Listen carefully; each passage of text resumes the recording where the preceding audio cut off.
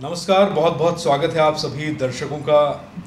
मैं अक्षय विधुआ हूं और आप देख रहे हैं स्वदेश न्यूज़। और आज हम एक विशेष कार्यक्रम आपके बीच लेकर उपस्थित हुए हैं और इस विशेष कार्यक्रम में एक खास शख्सियत हमारे साथ उपस्थित हैं। तो इस समय हमारे साथ महाराजा विक्रमादित्य शोध पीठ के निदेशक श्री श्रीराम तिवारी जी हमारे साथ उपस्थित हैं इस कार्यक्रम में। आपने अपना कीमती समय निकाला, इसके लिए हम आपके आभारी हैं। और ये विषय क्या है, तो आइए सबसे पहले इस अभूतपूर्व विषय से आपका परिचय। श्रीराम तिवारी जी के पास मुझे क्यों आना पड़ा, ऐसी कौन सा आकर्षण है जो मुझे यहाँ तक लेकर आया, स्वदेश न्यूज़ को यहाँ तक लेकर आया। तो आइए सबसे पहले उस आकर्षण से आपका परिचय कराते हैं। तो आकर्षण है अपने आप में ये, मैं हमारे वीडियो जर्नलिस्ट सुजीत से कहूँगा वो आपको दिखाएं। ये आर्ष भारत है और ये अपने आप में एक कह सकते हैं कि ये बहुत बड़ा अमूल्य योगदान है संस्कृति के संकलन को लेकर, कला और संस्कृति के संकलन को लेकर, भारतीय प्राचीन परंपरा को लेकर उसका जो संकलन होना चाहिए, उसके लिए जो प्रयास होना चाहिए, वो श्री श्रीराम तिवारी जी के द्वारा किया गया एक अभूतपूर्व कार्य है। और इस किताब से मैं आपका परिचय कराऊंगा, इसके बारे में आपको विस्तार से बताऊंगा। सर, इसके लिए आपके जहन में, आपके मस्तिष्क में, आपके विवेक में ये विचार कहाँ से कौंधा है, कहाँ से उत्पन्न हुआ है कि इस तरह का कोई कार्य भारतीय प्राचीन सभ्यता संस्कृति के संकलन के लिए किया जाना चाहिए? हर बार ये लगता है कि भाई हमारे यहाँ हमारी परंपरा में है क्या जी।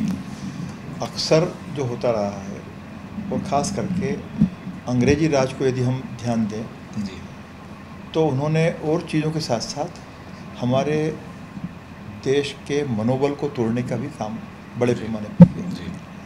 कि जो कुछ श्रेष्ठतम है वो वहीं पर है, पश्चिम में है, और हिंदुस्तान जो है वो अंधेरे का क्षेत्र है और वो उसके उद्धार के लिए आए हुए हैं।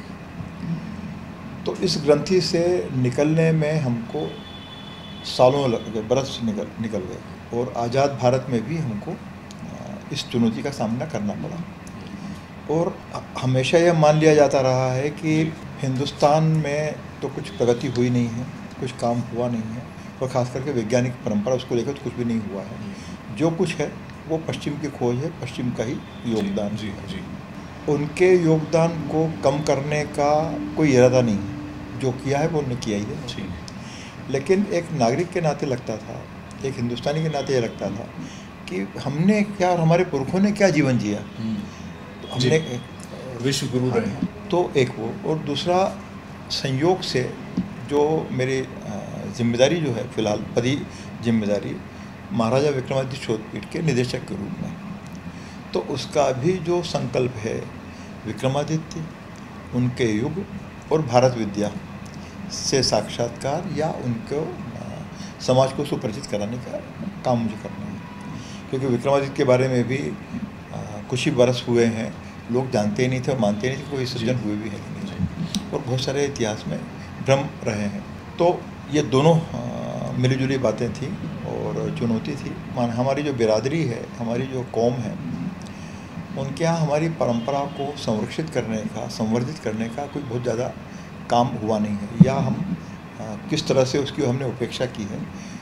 तो मंदिर हैं जो पुराने स्थापत्य वो तो मिल जाते हैं, और उसमें भी हमको ये जानकारी नहीं मिलती कि भाई क्या रहा होगा। सर्वे करने जाएं तो कम ही परिवार मिलेंगे जहाँ पर किताबों के संग्रह होंगे, और ख़ास करके परंपरा से जो जुड़ी हुई चीज़ें हैं, तो रामचरितमानस, गीता, श्रीमद् भगवत गीता, इस तरह की चीज़ें मिल जाएंगी, और बाकी आप भूल जाइए। इतिहास में क्या है ये कम मिलेगा। तो एक भाव था कि भाई खोज करते हैं, क्या करते हैं।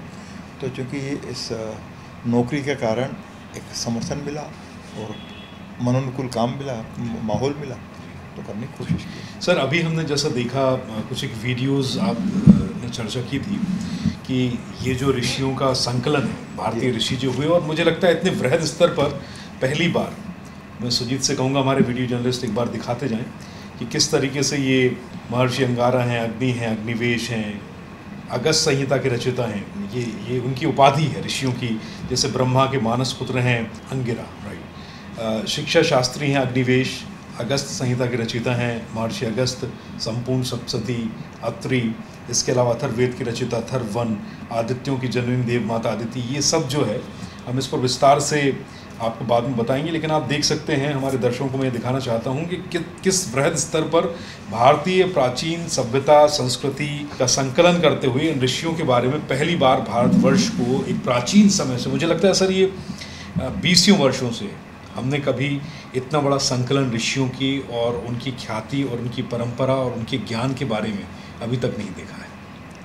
खेत की बात है कि यह लगभग पहली किताब है। पहली किताब है। राजनीतिक समर्थन और संरक्षण चाहिए, वो मुझे मिला हमारे इसमें। तो डॉक्टर मोहन यादव जो मुख्यमंत्री हैं, मैं कई बार चूँकि पहले भी कहा कि वही मुझे इस शोधपीठ के निदेशक के रूप में फिर से लेके आए जी, और उन्होंने ही इन चीज़ों को समर्थन देने की कोशिश की।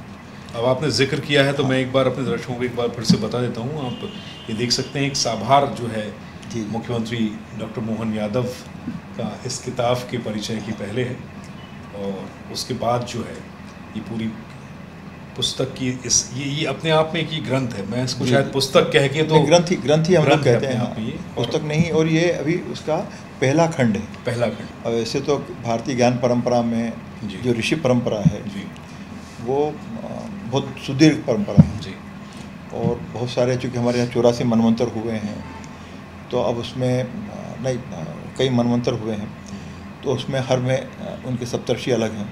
लेकिन जो जैसे आपने मुख्यमंत्री जी की अभी जो भूमिका दिखाई है, तो अब यह भी सुखद है कि मुख्यमंत्री बनने के बाद कोई पहली किताब है जिसकी भूमिका उनके द्वारा लिखी गई है।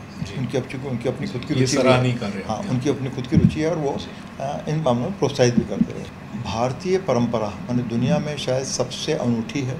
इसलिए नहीं कि हम भारतीय हैं, हम हिंदुस्तानी हैं, सब तो ठीक है, लेकिन वेदों को, ज्ञान परंपरा को बचाने के लिए, संरक्षित करने के लिए, जैसे कि पृथ्वी पर जो प्रलय की जो हमारी कथा मिलती है, वेदों में क्या रचना रही है, और वेदों को जिसे हम खुद ही कहते हैं कि वेद अपौरुषेय हैं, बोधायन है या भरद्वाज ऋषि है, तो भरद्वाज ऋषि या अगस्त ऋषि जिनको हम देखें, तो ये बेहद मेरे आज भी जो है इनकी जो खोज है, जैसे वैमानिक के प्रकरण ऋषि भरद्वाज का मिलता है, तो उसमें आज भी हमारी जो विकसित समाज है, विकसित जो टेक्नोलॉजी है, कि एक उड़ते हुए हवाई जहाज़ से दूसरे हवाई जहाज़ में मनुष्यों का या यात्रियों का अंतरण संभव अभी तक फ़िलहाल तो नहीं है, नहीं हो पाया।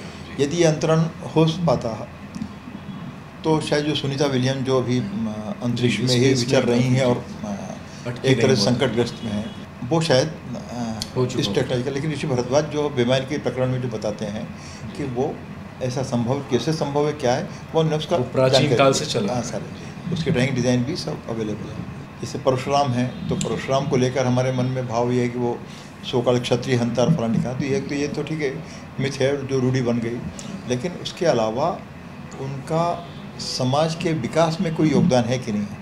अस्त्र शस्त्र के निर्माण के बारे में भी, व्यापार के लिए, तो वो जो शूरपारक प्रदेश है जो बॉम्बे के पास में, मुंबई के पास में, जो नाला सुपारा के नाम से अभी वो जाना जाता है, बंदरगाह, उस बंदरगाह का आविष्कार पूरे गुजरात से लेकर तमिलनाडु तक, केरल तक समुद्र को विस्थापित करके, समुद्र को थोड़ा खिसका के उस जगह का विकास करके जो जनजातीय समाज हैं उनकी रिहाइश के लिए, उनके पुनर्वास के लिए उन्होंने जो काम किया है, ये बड़ा अच्छा है कि आप जब भी अपने महर्षियों की शक्तियों और उनके ज्ञान के बारे में आप सुनते हैं, जैसा आप मुझे बता रहे हैं, तो हम तो बहुत सक्षम थे। मतलब भारत का इतिहास जो है वो तकनीकी रूप से बड़ा दक्ष था। उस समय विमान, पुष्पक विमान का जिक्र मिलता है, बिल्कुल आपसी चर्चा में मुझे पता लगा। ये सब तकनीक उस समय थी जिन पर मानव समाज, वर्तमान मानव समाज अब शोध कर रहा है। पुष्पक अकेला नहीं है जी, ऐसे कई इवन जैसे रामकथा में हम देखते हैं जी, जब रावण का युद्ध हो रहा है, रावण पुष्पक विमान पे सवार हैं जी, तो राम है विरथी, तो इंद्र जो है, अब इंद्र हम देवता मान लें, जो भी मान लें, मैं मनुष्यों की तरह ही देखता हूँ, तो वो अपना विमान जो मन की गति से चलता है, मन के निर्देश पे चलता है, वो भगवान राम को उन्होंने उपलब्ध करा। आपको शब्दों की ज़रूरत ही नहीं है, आपने सोचा और विमान चल पड़ा। तो ये अभी फिलहाल तो नहीं है जी, नहीं। तो या अभी महाभारत में भी इवन श्री कृष्ण पर जिनने हमला किया वो अपने उनकी ताकती विमान थी, तो वो द्वारका तक हमला करने पहुँचे हैं। तो ऐसे कई तरह के लोग हैं। महाभारत में जिस तरह के अस्त्रों का प्रयोग हमें सुनने को मिलता है, बिल्कुल कौन कौन से, जैसे प्रकृति का संतुलन बिगड़ जाता था। हाँ, नहीं तो विगड़न और महाभारत जैसा विश्व युद्ध जो है, जिसमें न केवल हिंदुस्तान आज की तारीख का हिंदुस्तान नहीं है, उसमें तमाम जो क्षेत्र में बहुत सारे भूभाग जो हैं, वहाँ पर हमको शकों के शामिल होने की जानकारी मिलती है कि वो दुर्योधन के पक्ष में लड़े, ईरान से हैं तो अफ़गानिस्तान से हैं और यूरोप से भी हैं, रोमन परंपरा के लोग भी वहाँ पर हैं। तो वो जब आते हैं और जब विनाश होता है तो पूरी पूरी सभ्यता, बल्कि वो सरस्वती नदी घाटी जो सभ्यता है वो नष्ट हो गई। तो ऐसे बहुत सारी चीज़ें जो अब समय के साथ साथ अब जो हमारे वैज्ञानिक उपाय हैं, पुरातत्विक खोज हैं या और जो बहुत सारी विधियाँ सब आ गई हैं, सैटेलाइट मैपिंग उसके माध्यम से, तो बहुत सारी जानकारी अब हमको मिलना चालू हुई कि हाँ हुआ क्या। सैटेलाइट की जो इमेज की हम बात करते हैं कि सैटेलाइट कैमराज हैं और जो यहाँ बैठकर अमेरिका देख लेंगे और पेंटागन देख लेंगे, इंडिया देख लेंगे, नो फ्लाइंग जोन है। धृतराष्ट्र को जो दिव्य दृष्टि से संजय ने वृत्तांत सुनाया बैठकर, वो अपने आप में इस बात का उदाहरण है कि तब की तकनीक और ये जो आप संकलित करके लेकर आए हैं हमारी वर्तमान पीढ़ी को बताने के लिए कि सब कुछ अभी नहीं है, ये तब से है। ये अलग बात है कि हमने भुला दिया। हाँ, नहीं वो भुला दिया या भूलने में मजबूर हुए जी, और इस बात पर भी भुलवा दिया गया। मुझे लगता है वो 200 सालों का जो गुलामी का इतिहास था और इसमें इतिहास परिवर्तन किया गया। ये हमने देखा है पीछे कई बार इस तरह के आरोप भी लगते रहे कि भारतीय प्राचीन परंपरा, नालंदा का जलना अपने आप में एक दुर्घटना थी। नालंदा विश्वविद्यालय को जिस तरह जलाया गया, उसमें वो सारे शोध पत्र थे, वो सारा रिसर्च था, वो सारे पेपर्स थे। उस समय तो शायद आपको मुझसे ज़्यादा जानकारी है कि ताड़ पत्रों पर लिखा जाता था सब कुछ। हम जो अभी तक खोज पड़ताल कर पाए वो केवल इतना है कि नालंदा है। नालंदा तो चलिए मैंने हमले की विभीषिका का शिकार हुआ, तक्षशिला भी। अब जैसे सांदीपनि आश्रम है, सांदीपनि गुरुकुल, जहाँ पर श्री कृष्ण दीक्षित हुए। अब ये सांदीपनि आश्रम की परंपरा करीब से कम 1500-2000 साल तक चली है। तो उसमें वेदांग ज्योतिष के जो प्रवर्तक गणितज्ञ हैं महात्मा लगध, वो अवंतीपुरा मतलब जम्मू कश्मीर का जो इलाका जो आज की तारीख में आतंकवादी गतिविधियों के लिए जी सेक्टर ख्यात है जी, वहाँ से वो चलकर महात्मा लगध उज्जैन आते हैं और वो यहाँ शिक्षा अर्जित करते हैं और वेदांग ज्योतिष पर वो काम करते हैं। वो पांडुलिपि उज्जैन में जो सिंधिया ओरिएंटल इंस्टीट्यूट है वहाँ मिली, अगस्त संहिता वहाँ मिली। ये हमारी सबकी जो जिम्मेदारी, राष्ट्रीय जिम्मेदारी जो है कि हमारी जो ज्ञान परंपरा के जो बहुत सारे जिसको कहना चाहिए अवशेष या प्रमाण हैं या ग्रंथ हैं या पांडुलिपियाँ हैं, उसको हम खोजें। जो नारा है ना, जो जहाँ पर है वतन के काम पर है, जिसके पास हो। अब जैसे बहुत ही व्यक्तिगत मेरा विषय है वो कि मेरे जो पुरखे हैं, ग्रैंड फादर और सब, तो वो राजस्थान से माइग्रेट होकर यहाँ आए। जो पिताजी बताते थे कि वहाँ से 2 बैलगाड़ी भर के पांडुलिपियाँ किताबें जो उनके पास थी, उनके संग्रह में थी, वो लेके आ रही कि जान बचाना है तो बैलगाड़ी के साथ भाग नहीं सकते आप। तो उन्होंने जो किताबें हैं उसमें वो उन्होंने नदी में विसर्जित की। तो मुझे लगता है कि मेरा जीवन का सबसे बड़ा नुकसान तो ये हो गया। और ये आपसे चर्चा में ये पता लगा मुझे, जो आप अभी बात कर रहे थे कि प्रलय और परंपरा को बचाने, ये हर धर्म में सब जगह है, सब जगह। तो अपनी परंपरा को जान पहचान लें हम। अंत में सारे जो ऋषि हैं, ऋषि महर्षि कश्यप हों या भरद्वाज हों या अंगिरा हों, अगस्त्य हों और तमाम जो लोग वशिष्ठ हैं, तो हम सब इन्हीं के गोत्री हैं। सारी दुनिया में आप देख लें तो जब हैं तो हमारे जो पुरखे हैं उनका ज्ञान वैभव क्या है, भरद्वाज जी का क्या काम है, पराशर का क्या काम है, बुधायन का क्या काम है, देखेंगे तो शायद बहुत सारी चीज़ें हमको मिल जाएगी और एक गर्व करने का आभास भी होगा।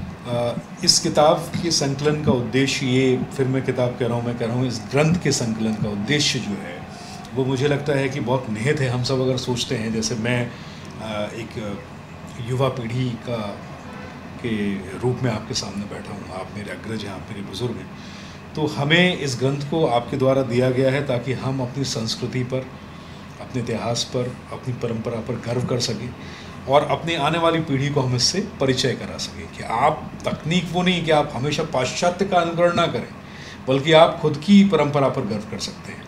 मुझे लगता है ये आपके इस आर्ष भारत का उद्देश्य होना चाहिए इस ग्रंथ के।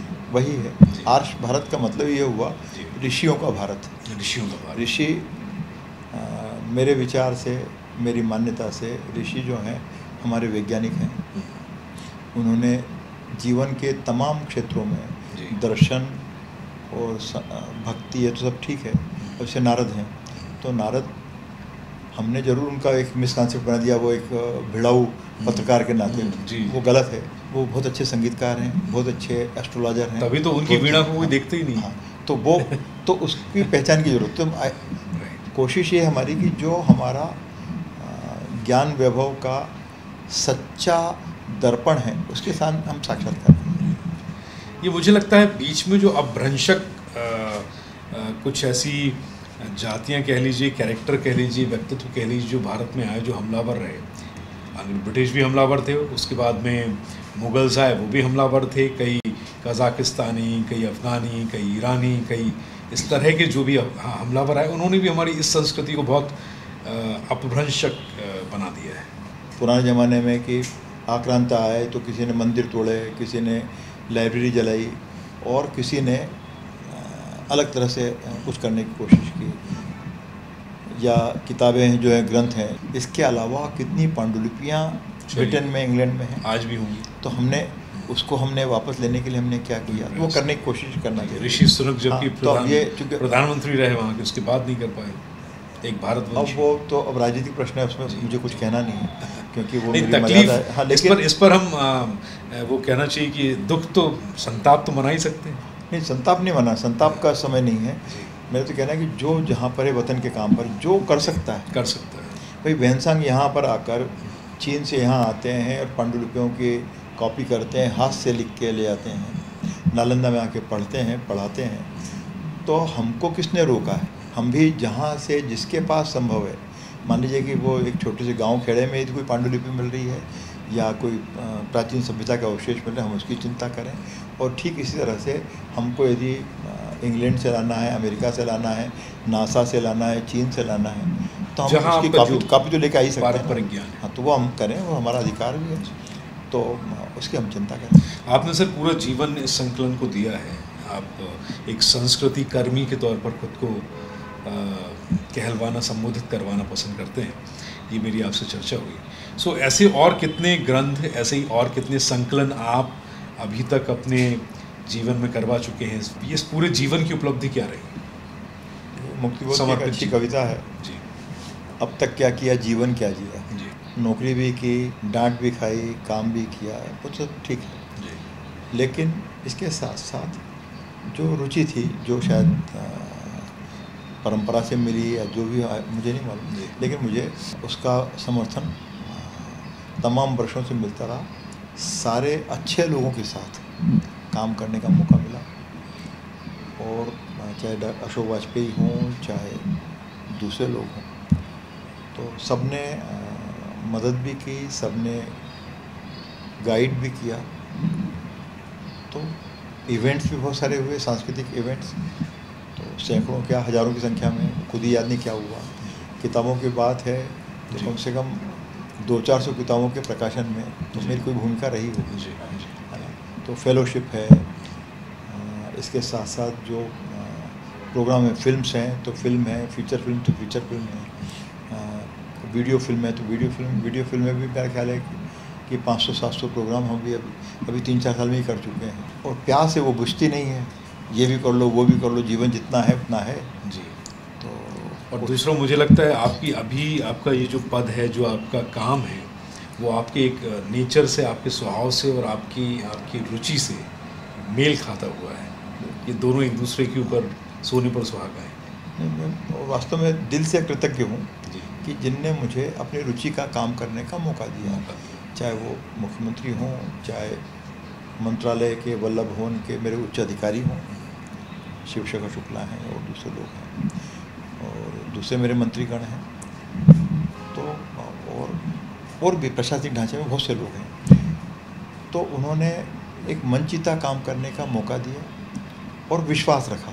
कितना कर पाया नहीं कर पाया मुझे नहीं मालूम, लेकिन कोशिश मेरी उसको लेकर। जी सर, अब भविष्य की अगर बात करें, आप इस समय महाराजा विक्रमादित्य शोधपीठ संस्थान के निदेशक का पदभार संभाल रहे हैं। ये संस्थान जो है आपका, आपके कार्यकाल में भारत को, भविष्य को, आने वाली पीढ़ी को क्या देने वाला है? योजना मैंने जैसे कहा कि जो संकल्प वाक्य है जी, विक्रमादित्य, उनके युग और भारत विद्या, तो इसको लेकर तमाम जो आयाम हैं, फिल्म भी है तो फेलोशिप भी है, किताबें भी हैं, कार्यक्रम भी हैं। अब जैसे जो मैं करने की कोशिश कर पाया या उसमें सहभागी हो पाया, अब जैसे वैदिक घड़ी है जी, तो विक्रमादित्य वैदिक घड़ी, तो उसके मैंने निर्माण का, अन्वेषण का काम जिसने किया आरुष श्रीवास्तव है और भी लोग हैं, तो हम उसको मदद करने के लिए सरकार का काम है। दुनिया में अच्छा और गंभीर काम करने वाले लोग सैकड़ों, हजारों, लाखों की तादाद में हैं। सरकार का कर्तव्य है, और मेरे लिए तो वो है ही धर्म की तरह है कि हम उनको एक तरह समर्थन दें। ये ग्रंथ, क्योंकि ये भारतीय ऋषि परंपरा से जुड़ा हुआ एक ग्रंथ है और अपने आप में, जैसा आपने बताया, कि विश्व की पहली ऐसी पुस्तक है जो कि पूरी ऋषि परंपरा को एक साथ एक माला में पिरोती है, तो इसको लोगों ने मंदिरों में रखा हुआ है। हाँ देखिए, ये बड़ा अजीब है और मेरे लिए सौभाग्य का विषय है। जैसे मैंने कहा कि कम से कम 200-400 किताबों के प्रकाशन में मेरी भूमिका रही है, फिल्मों में रही सब, लेकिन ये जीवन का मेरा अपना पहला अनुभव है कि किसी किताब को, किसी ग्रंथ को कोई अपने पूजा के स्थल पर रखे। तो मुझे तो मालूम ही नहीं, मैं उन सज्जन को जानता नहीं। सब मालवीय कोई हैं जो डाउन टू अर्थ पत्रिका, उसके साथ मेरे एक गंभीर वैज्ञानिक जो प्लेटफॉर्म, उससे वो जुड़े हुए हैं। तो उन्होंने मेरे कोई परिचित हैं, मेरी उनसे कोई मुलाकात नहीं, ना मेरे पास उनका नंबर है ना उनका, तो उन्होंने अपनी पूजा में उसको रखा गुरु पूर्णिमा के दिन। तो ये मेरे लिए आश्चर्य करने वाला विषय था। फिर मुझे लगा कि ऐसा तो नहीं कुछ जबरन में कोई ड्रामा हो, फलाना हो। फिर उसी वक्त जो है पुणे से कम 3-4 जो सूचना जो मेरे पास, उनके वीडियो भी हैं सब, तो वो उन्होंने भेजा कि कोई मंदिर में रख के बैठा है, कोई कहीं बैठा, और जो लोग हैं वो सब मतलब वो सो कॉल्ड भक्त परंपरा वाले लोग नहीं। इस किताब मैंने किसी ग्रंथ का, किसी किताब का इससे बड़ा सम्मान कुछ हो नहीं सकता कि आप उसको करें, पर ठीक है। तो सर, जो लोग इसमें इंटरेस्टेड होंगे, जो इच्छुक हैं कि ये ग्रंथ उनके घर आए या आने वाली पीढ़ी को एक विरासत के तौर पर आपने हमें दिया है, और जो लोग चाहते हैं कि वो अपनी आने वाली पीढ़ी को अग्रसर करें, से प्रेषित करें, तो कहाँ से प्राप्त कर सकते हैं? नहीं, एक तो शोधपीठ का जो पता वो है ही, अमेज़ॉन से वो ले सकते हैं, अमेज़ॉन पर ही ले सकते हैं। कुल इतना कि हिंदी में किताबें खरीदने की रुचि विकसित हो। तो हम इतनी बड़ी परंपरा के विरासत के वारिस हैं, लेकिन हमारे यहाँ अपने ज्ञान परंपराओं को संग्रहित करने का, संरक्षित करने के लिए हम कोई उद्यम नहीं करते। किताबें नहीं मिलेंगी, मुफ्त में दे जाए तो मुफ्त में दे दिया तो 4 दिन बाद वो कहीं पर पड़ी रहेगी या रद्दी में चली जाएगी, फलाना होगा। तो अब अलग अलग तरीके से हैं। कुछ लोग हैं जिनने इसकी चिंता की और अच्छा लगा मुझे, तो उन्होंने तय किया कि भाई वो शादी ब्याह में वो उसको भेंट की तरह देंगे। एक और सज्जन है, अपना पूरा नाम मुझे ध्यान नहीं है उनका, तो एक परिवार यहाँ पर है और एक उनके परिवार का हिस्सा अमेरिका में। उन्होंने भी संकल्प किया कि साहब हम इसको देना चाहेंगे, और कुछ घटी दरों पर। हमने कहा घटी दर का कोई विषय नहीं है, किताबें यदि आप देना चाहते हैं, खरीद के देना चाहते हैं, ये बड़ी बात है, और वो समाज तक पहुंचना चाहिए। आपके अपने कार्यकाल में अभी तक मैं कुछ और साहित्य देख रहा था यहाँ पर, आपकी प्रतीक्षा में जब मैं था, तो कुछ और मील का पत्थर, कुछ इसी तरह के साहित्य मुझे वहाँ दिखाई दिए। कुछ उनके बारे में परिचय आप देना चाहेंगे दर्शकों को? क्या क्या अभी तक हुआ है? जो नदियों की जो परंपरा रही है, अब मध्य प्रदेश की जो 212 नदियाँ, फिलहाल जो जानकारी हमको मिलती है, 1-2 नदियाँ कम हो सकती हैं, 2-4 बढ़ भी सकती हैं। तो उनके जो आख्यान हैं सृजन के, उनके संचालन के, और उनकी सैटेलाइट मैपिंग जो वैज्ञानिक विधि से जो है, उसको लेकर पुस्तकाकार आना है। तो अभी लगभग 170-175 नदियों के बारे में डाटाज हम लोग इकट्ठा कर चुके हैं। सरकार की तरफ से ज़रूर अनुरोध किया है, भी हमने, फिर उसको फॉलो भी कर रहे हैं कि हमको मध्य प्रदेश के तमाम जिलों से, स्थानों से उन नदियों के बारे में, उनके परंपरा के बारे में, आख्यान के बारे में उनको जानकारी मिले, तो हम उसको भी हम करेंगे। तो ये भी हम फरवरी-मार्च तक इसको हम प्रकाशित करेंगे। ठीक है। तो इस तरह से कुछ काम है जो गंभीर काम है, चल रहे हैं। जी, ठीक है। तो ये हमारी बहुत बहुत शुभकामनाएं हैं सर। और जैसा आपने बताया कि महाराजा विक्रमादित्य शोध पीठ जो है आपका, इसमें आप निदेशक के तौर पर अभी काम कर रहे हैं। जो आपकी फ्यूचर प्लान्स हैं, योजनाएं हैं, और आपने ये भी इसमें जिक्र किया कि मध्य प्रदेश के मुख्यमंत्री डॉक्टर मोहन यादव जो खुद संस्कृति के संरक्षक हैं, प्रचार में हमेशा वो योगदान देते रहते हैं, उनका विशेष स्नेह जो है संस्थान के साथ जुड़ा हुआ है, लगाव बना हुआ है। तो आप उनके सहयोग से, आपके मार्गदर्शन में ये संस्थान आपका और ज़्यादा तरक्की करे, और हम जो आपकी आने वाली पीढ़ी है उन्हें अपनी कला संस्कृति से जुड़े हुए ज्ञान और संरक्षण का आगे तक फ़ायदा मिले। इसके लिए स्वदेश न्यूज़ की पूरी टीम हमेशा इस मिशन में आपके साथ है, और इसे लेकर बहुत बहुत शुभकामनाएं।